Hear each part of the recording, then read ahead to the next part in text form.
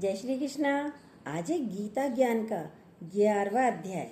चलिए शुरू करते हैं। अर्जुन ने कहा, हे भगवान, मुझ पर कृपा करके अत्यंत गुप्त अध्यात्म विषयक वचन जो आपने कहे उनसे मेरा मोह दूर हो गया है। हे कमल नेत्र, मैंने जीवों की उत्पत्ति और नाश का कारण और आपका अक्षय महात्म आपके मुखारविंद से विस्तार पूर्वक सुना है। हे पुरुषोत्तम, आपने जैसा अपना वर्णन किया वह आपका रूप देखने की मेरी इच्छा है। हो सकता है आज हमारा गला खराब है, थोड़ी सी आवाज़ में गड़बड़ हो सकती है। चलिए फिर भी कोशिश पूरी करेंगे। हे योगेश्वर, हे मधुसूदन, आप यदि मुझे उसको देखने योग्य समझें तो आप अपना वह अवयव रूप मुझे दिखलाइए। श्री भगवान ने कहा, हे पार्थ, नाना प्रकार के नाना वर्णों के और नाना आकार के मेरे शत शत सहस्त्र दिव्य रूपों को तुम देखो। हे भारत, तुम वसु, रुद्र, अश्वनी कुमार, मरुदगण और पहले कभी न देखे थे ऐसे आश्चर्य देखो। हे गुणाकेश, चराचर सहित यह जगत देखो तथा और जो कुछ देखना चाहो यहाँ मेरे देह में देख लो, परंतु इन नेत्रों से नहीं देख सकते मुझे पार्थ। उनसे मेरा दिव्य रूप मैं तुमको दिव्य नेत्र देता हूँ, उनसे तुम मेरा दिव्य स्वरूप देख सकते हो। संजय ने धृतराष्ट्र से कहा, हे राजन, इस प्रकार श्री कृष्ण चंद्र जी ने अर्जुन से कहा और उसको दिव्य दृष्टि देकर अपना अलौकिक रूप दिखाया। उस विश्व रूप के अनेक मुख, अनेक नेत्र थे, उनमें अनेक अद्भुत दृश्य थे। देह पर अनेक सुंदर सुंदर आभूषण तथा आयुधों से सुसज्जित थे। देह पर दिव्य दिव्य वस्त्र थे, दिव्य गंध शरीर पर लगे थे, यानी स्मेल सुगंधित लगे हुए थे, सुगंध थी। उस समस्त आश्चर्य में अनंत देव के सब और मुख दिखाई देते थे। आकाश में यदि हजारों सूर्य की प्रभा एक साथ हो तो उस महात्मा की प्रभा की समानता न कर सकेगी। उस समय अर्जुन ने देवादिदेव के शरीर के अनेक प्रकार से विमल इस समस्त जगत को एकत्रित देखा। तब अर्जुन आश्चर्य से चकित हो गया, उसका शरीर रोमांचित हो गया। उसने शीश नवाकर हाथ जोड़कर कहा, हे देव, तुम्हारे देह में सब देव भिन्न भिन्न प्राणियों के समुदाय कमलासन पर बैठे हुए, देवताओं के ईश, ब्रह्मा, संपूर्ण ऋषि और दिव्य सर्पों को मैं देखता हूँ। अर्जुन कह रहे हैं, हे विश्वेश्वर, तुम्हारे अनेक भुजा, अनेक उदर, अनेक मुख और अनेक नेत्र हैं। तुम्हारा रूप अनंत है। तुम्हारे अंत तथा आदि को नहीं देखता, किंतु समस्त विश्व में तुम्हारा ही रूप देखता हूँ। तुमको किरीट युक्त गदा चक्रधारे चारों ओर से देदीप्यमान तेजो राशि सर्वत्र चमकते हुए अग्नि तथा सूर्य की भांति प्रकाशवान दुर्भिक्ष और अपरंपार देख रहा हूँ। मेरे मत से तुम ही ब्रह्म जानने की वस्तु, विश्व के महान आधार, नित्य सनातन धर्म के रक्षक, पुराण पुरुष हो। मैं आपको आदि मध्य तथा अंत से रहित अनंत शक्ति, अनंत भुज, चंद्र सूर्य हैं, नेत्र जिसके ऐसे कांतिमान, अग्नि के सदृश मुख वाला, अपने तेज से इस संपूर्ण संसार को तपते हुए देख रहा हूँ। हे महात्मन, पृथ्वी और आकाश के मध्य का वह अनंत और संपूर्ण दिशाएं आपसे ही व्याप्त हो रही हैं। आपका यह अद्भुत और उग्र रूप देख तीनों लोग व्यथित हो रहे हैं। यह देखो, देवताओं के समूह तुम्हारी शरण आ रहे हैं।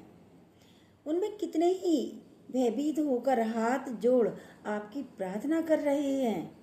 महर्षि और सिद्धों का समूह स्वास्ति कहकर नाना प्रकार से आपकी प्रशंसा कर रहा है। रुद्र, आदित्य, वसु, साध्य, विश्वदेव, अश्वनी, मारुत, पितर, गंधर्व, यक्ष, असुर, सिद्ध इनके संग विस्मित होकर आपकी ओर टकटकी लगाकर देख रहे हैं। हे महाभाव, अनेक नेत्र, अनेक बाहु, अनेक जांग, अनेक पेट, कराल दंत युक्त आपका यह विशाल रूप देख सब अत्यंत भयभीत हो रहे हैं। अर्जुन कह रहे हैं और मैं भी घबरा रहा हूँ। भगवान, आकाश तक पहुँचे हुए आपके प्रकाशमान अनेक वर्षों से फैलाए हुए मुख के जलने वाले विशाल नेत्र युक्त तुमको देखकर हे विष्णु मेरा जी घबरा रहा है। मुझसे धैर्य धरा नहीं जा रहा है और चित्त स्थिर नहीं होता मेरा। हे देवेश, हे जगन्निवास, इन भयंकर दाढ़ों वाले और कालाग्नि के सदृश आपके मुखों को देखकर मुझे दिशा नहीं सूझती, मैं शांति नहीं पाता, अतएव मुझ पर दया करो। धृतराष्ट्र के दुर्योधनादि पुत्र अपने साथ अनेक राजाओं सहित और भीष्म, द्रोण और कर्ण तथा हमारी ओर से मुख्य मुख्य योद्धा बड़ी बड़ी दाढ़ों से युक्त विकराल आपके मुख में शीघ्रता से प्रवेश कर रहे हैं और उसमें कितने लोग आपके दांतों में दबकर ऐसे दिखाई देते हैं मानो उनका शरीर चूर्ण हो गया हो। जैसे नदियों की अनेक जलधाराएं जब समुद्र की ओर बहती हैं, वैसे ही ये मनुष्य लोक के वीर आपके प्रज्वलित मुखों में प्रवेश कर रहे हैं। अग्नि में पतंगे जैसे गिरते हैं, यह सब लोग भी अपने नाश के लिए आपके मुख में बड़ी तेजी से प्रवेश कर रहे हैं। हे विष्णु, जलते हुए मुखों के चारों ओर से सब वीरों को निगलकर आप जीभ चाट रहे हैं। आपकी तीक्ष्ण प्रभाएं समस्त संसार को तेज से व्याप्त कर तृप्त कर रही हैं। यह भयानक रूपधारी कौन है? ये मुझसे कहो। हे देववर, आपको नमस्कार है। मुझ पर आप प्रसन्न हो। हे जगतकर्ता आदि पुरुष, आपको जानने की मैं इच्छा रखता हूँ, क्योंकि आपकी यह प्रवृत्ति मेरी समझ में नहीं आती। श्री भगवान बोले, संसार का नाश करने वाला मैं उग्रकाल हूँ, समस्त जनों का संहार करने के लिए आया हूँ। तुम्हारे युद्ध न करने पर भी ये वीर जीवित नहीं रह सकेंगे, अतएव तुम उठो, शत्रुओं का संहार कर यश को लेकर इस समृद्धिशाली राज्य का भोग करो। हे सवस्य साचीन, हे सव्य साचीन, उनको मैंने पहले ही मार रखा है, तुम केवल निमित्त मात्र हो। अर्जुन, मेरे मारे हुए द्रोण, भीष्म, जयद्रथ, कर्ण और अन्य योद्धाओं को मारो, घबराओ मत, युद्ध करो, तुम संग्राम में शत्रुओं को जीतोगे। संजय ने कहा, इस प्रकार श्री कृष्ण जी के वचन सुन मुकुटधारी अर्जुन हाथ जोड़कर कंपित और भयभीत हुए। साष्टांग प्रणाम कर नम्रता पूर्वक बोले, हे ऋषिकेश, आपके गुणगान करने से सब संसार प्रसन्न और प्रेम मग्न हो रहा है।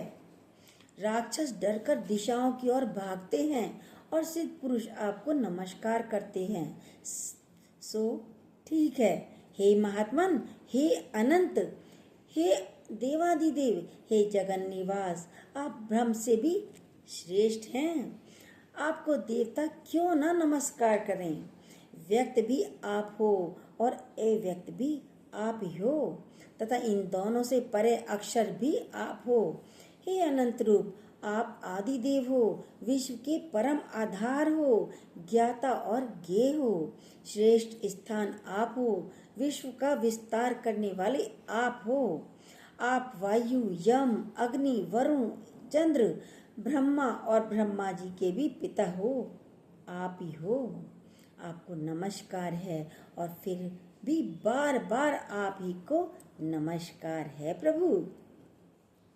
हे सर्व स्वरूप, आप अनंत वीर्यवान तथा अतुल पराक्रमी हो। आप जगत में व्याप्त हो, इसलिए स्वरूप हो। तुम्हारी महिमा को न जानकर मैंने तुमको अपना मित्र मानकर हे कृष्ण, हे सखा, ऐसा जो तिरस्कार से कहा सो प्रमाद से अथवा स्नेह से, हे अच्युत विश्व रूप, तुमसे इन बोलों की क्षमा मांगता हूँ प्रभु। जो कि परिहास से विहार, सोने बैठने और भोजन के समय अकेले अथवा मित्रों के मध्य में तुम्हारा अपमान किया हुआ है।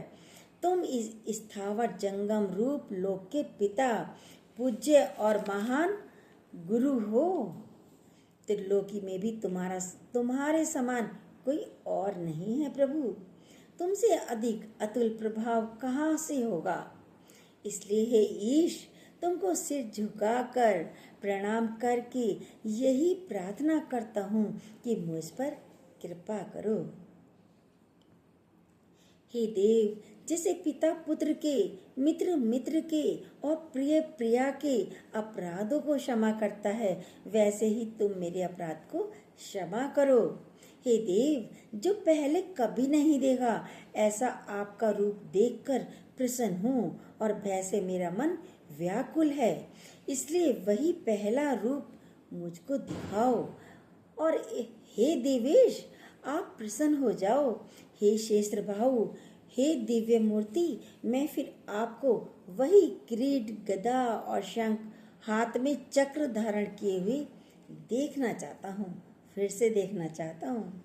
श्री कृष्ण भगवान ने कहा, हे अर्जुन, मैंने प्रसन्न होकर यह तेजो में अनंत आद्य और विश्व रूप अपने योग के प्रभाव से तुमको दिखलाया है, जिसको तुम्हारे अतिरिक्त इससे पहले किसी और ने नहीं देखा था। हे पांडवों में श्रेष्ठ मनुष्य लोक में तुम्हारे सिवाय कोई वेदों के अध्ययन, दान, अग्निहोत्रादिक और घोर तपों को करके भी यह रूप धारण किए मुझको नहीं देख सकता। मेरा ऐसा भयानक रूप देख तुम व्याकुल और मूढ़ न हो। भय त्याग प्रसन्नचित होकर फिर से तुम मेरा वही रूप देखो। संजय ने कहा, श्री कृष्ण जी ने फिर अपना चतुर्भुज रूप दिखलाया और सौम्य रूप धारण कर लिया। उस महात्मा ने अर्जुन को जो भयभीत था धीरज बंधाया। अर्जुन ने कहा, हे जनार्दन, आपके इस सौम्य दिव्य मंगल रूप को देखकर अब मैं प्रसन्नचित हूँ, स्वस्थता को प्राप्त हुआ हूँ। श्री कृष्ण जी बोले, हे अर्जुन, मेरा ये विश्व रूप तुमने देखा है, इसका दर्शन संभव नहीं है। देवता भी इस रूप के दर्शन की आकांक्षा करते हैं। हे अर्जुन, जैसे मेरा रूप तुमने देखा है, ऐसे रूप को वेदाध्ययन, तप, दान वे यज्ञादि कर्म द्वारा देखना भी असंभव है। हे अर्जुन, हे परंतप, मेरा जो विश्व रूप है, इसको मनुष्य अनंत भक्ति द्वारा जान सकता है और तत्व ज्ञान द्वारा इसमें लीन हो सकते हैं। हे अर्जुन, जो कोई मनुष्य मेरी ही भक्ति के लिए कर्म करते हैं, मुझको ही सर्वोत्तम मानते हैं, मुझ में ही भक्ति रखते हैं, सब सांसारिक सुखों से मुख मोड़ चुके हैं, संपूर्ण प्राणी मात्र से वैर त्याग चुके हैं, वे ही मुझको प्राप्त कर सकते हैं। ये है 11वां अध्याय गीता ज्ञान का। आज जो है कल पढ़ेंगे 12वां अध्याय। जय श्री कृष्ण। जो न्यू हो प्लीज़ सब्सक्राइब कीजिएगा, बेल को दोबारा प्रेस कीजिएगा। जय श्री कृष्ण।